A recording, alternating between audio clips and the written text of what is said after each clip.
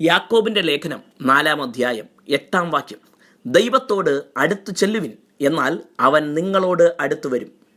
ഒരു കാലത്ത് മനുഷ്യർ ചിന്തിച്ചിരുന്നത് ദൈവത്തോട് അടുക്കാൻ ആർക്കും കഴിയുകയില്ല എന്നായിരുന്നു. ഒരു പരിധിവരെ അത് ശരിയായിരുന്നു.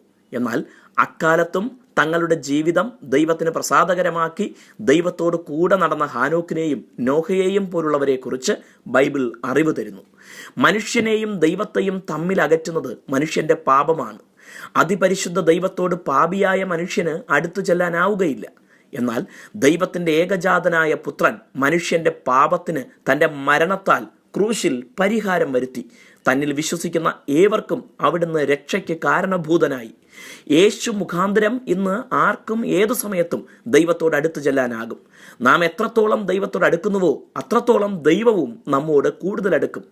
എത്രത്തോളം ദൈവത്തോടുള്ള സ്നേഹം വർദ്ധിക്കുന്നുവോ അത്രത്തോളം ദൈവസ്നേഹം നമ്മിൽ അധികം ദൈവം വെളിപ്പെടുത്തും. ദൈവത്തോട് അടുത്തു ചെല്ലുക എന്നതിൽ പ്രധാനമായും അടങ്ങിയിരിക്കുന്നത് ദൈവത്തോടുള്ള നമ്മുടെ വ്യക്തിബന്ധമാണ്. ദൈവ സ്വഭാവം നമ്മിലുണ്ടായി വർദ്ധിക്കുന്നതിന് അത് കാരണമായി തീരുന്നു. ആരോടാണോ നാം കൂടുതൽ സമയം ചെലവിടുന്നത് അവരുടെ സ്വഭാവം നമ്മിലും സ്വാധീനമുണ്ടാക്കും.